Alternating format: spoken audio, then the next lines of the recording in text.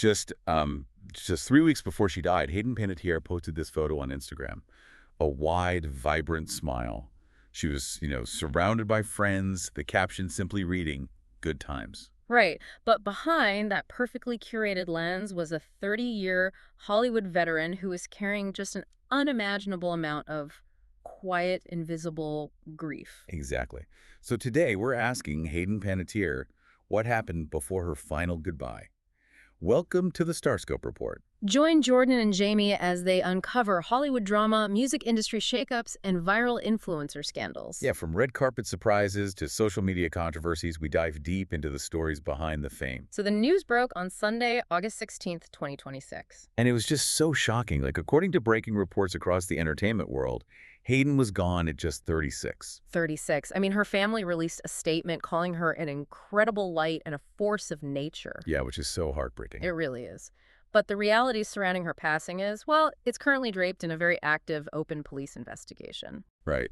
And the timeline leading up to that Sunday is definitely unsettling. Yeah, we know she had recently flown down south with her on-again, off-again boyfriend, Brian Hickerson. And sources close to her also noted she'd been suffering from severe, persistent back pain over the last year. Right, but there's just this massive gap between those isolated facts and the global shockwave her sudden death triggered. Oh, absolutely.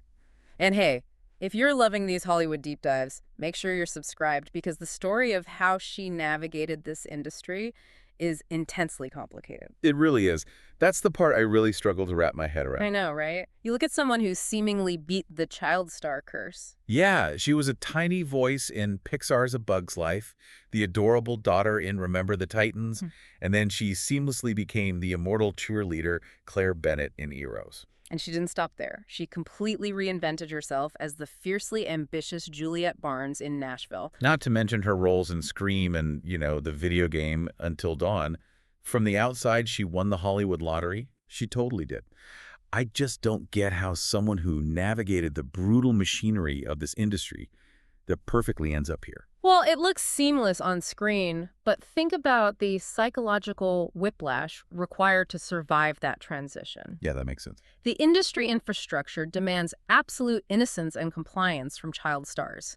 Like, they are treated as easily manageable products. Right. Then, almost overnight, that same industry brutally pivots, demanding dark, mature complexity from them as adults. Which is insane when you think about it. To survive that, you have to splinter yourself. You compartmentalize the intense pressure to constantly perform while your actual developing identity is left completely unsupported by the people cashing the checks. So the very adaptability that made her a star, being able to mold into exactly what the camera needed, actually leaves the person behind the characters completely unprotected. Exactly, but wait until you hear what was happening off camera because her real life was starting to mirror the heavy, troubled arcs of her characters. Yeah, and that's not even the wildest part.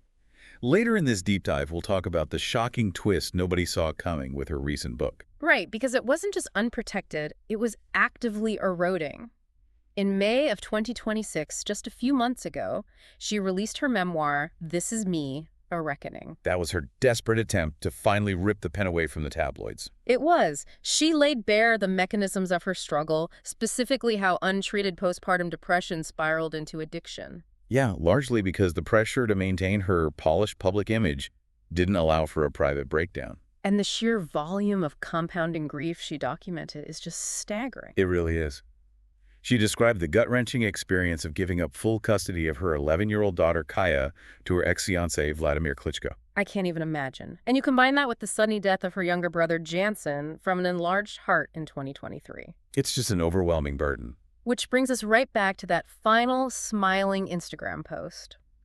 We are conditioned to look at a celebrity's feed and assume we are seeing the whole picture. Right, but the tragedy of Hayden Panettiere forces us to confront how Hollywood builds an entire ecosystem around masking human suffering for our entertainment. Absolutely. She leaves behind a massive, iconic artistic footprint, but her life serves as a blaring alarm about the psychological cost of being a lifelong commodity. It forces you to wonder if the entertainment industry requires a fundamental structural teardown in how it treats vulnerable performers who spend their entire lives in front of a lens. Such a powerful point. Stay tuned and hit that subscribe button so you don't miss what's coming next on our radar. You've been listening to the Starscope Report.